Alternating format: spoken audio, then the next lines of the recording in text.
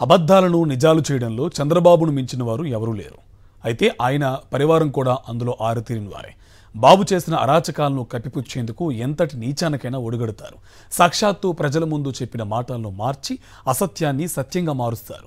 ఇప్పుడు ఇలాంటి సంఘటన ఇంకోటి జరిగింది. చంద్రబాబు సమక్షంలో అమిత్ షా హిందీలో చేసిన సంచలన వ్యాఖ్యలకు పూర్తి విరుద్ధంగా పురంధేశ్వరి తెలుగులో అనువాదం చేయడం ఇప్పుడు చర్చనీయాంశమైంది. అపార సహజ వనరులు ఉన్న ఏపీలో 2014 నుంచి 2019 వరకు విధ్వంసం సృష్టించారు. అది మానవ తప్పిదాలతో సృష్టించిన విధ్వంసం. దాంతో ఆ 5 ఏళ్లలో ఏపీ తీవ్ర ఇబ్బందులు ఎదుర్కొంది. అభివృద్ధి పూర్తిగా అడుగంటిందని కేంద్ర హోంమంత్రి అమిత్ షా స్పష్టం చేశారు.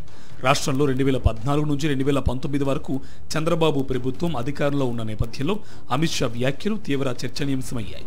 గన్నవరం మండలం కొండపావులూరులో నిర్వహించిన ఎన్డీఆర్ఎఫ్ ఆవిర్భావ వేడుకల్లో సీఎం చంద్రబాబు సమక్షంలోనే అమిత్ షా వ్యాఖ్యలు చేయడం ప్రాధాన్యం సంతరించుకుంది. 2014 से 19 5 साल अपार संभावनाओं वाले राज्य आंध्र प्रदेश की जिस प्रकार से दुर्गति हुई वो मैन मेड डिजास्टर था. అయితే అమిత్ షా హిందీ ప్రసంగాన్ని తెలుగులో అనువదించిన ఏపీ బీజేపీ రాష్ట్ర అధ్యక్షురాలు పురంధేశ్వరి మాత్రం చంద్రబాబు పట్ల స్వామి భక్తి ప్రదర్శించారు. అమిత్ షా ప్రసంగాన్ని తెలుగులోకి అనువదిస్తూ 2014 నుంచి 5 ఏళ్ల పాటు రాష్ట్రంలో జరిగిన విధ్వంసం అని మార్చి చెప్పారు. 2019వ సంవత్సరం నుండి 5 సంవత్సరాల పాటు ఏదైతే అమితమైనటువంటి సామర్థ్యం ఉన్నటువంటి ఆంధ్ర రాష్ట్రాన్ని ఏ విధంగా ధ్వంసం చేశారో మనందరికీ తెలియనటువంటి విషయం కాదు. అది మనుషుల చేత వచ్చినటువంటి ప్రమాదంగా మనం అందరం కూడా గమనించాలి.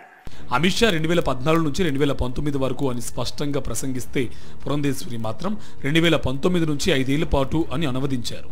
కానీ అమిత్ షా ప్రసంగాన్ని అధికారికంగా విడుదల చేసిన కేంద్ర ప్రభుత్వ సమాచార విభాగం ప్రెస్ ఇన్ఫర్మేషన్ బ్యూరో మాత్రం అసలు విషయాన్ని వెల్లడించడం ప్రాధాన్యం సంతరించుకుంది.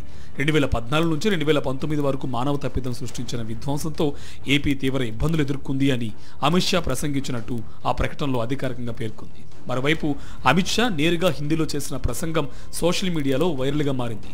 మోదీ ప్రసంగంలో ఉన్న మాటని అమిత్ షా చెప్పారని పలువురు వ్యాఖ్యానించారు. అంటే చంద్రబాబు ప్రభుత్వ హయాంలో 2014 నుంచి 2019 వరకు టీడీపీ ప్రభుత్వం ఏపీలో విధ్వంసం సృష్టించిందని, అది మానవ తప్పిదంతో జరిగిన విధ్వంసమేనని అమిత్ షా చెప్పారని నెటిజన్లు అంటున్నారు.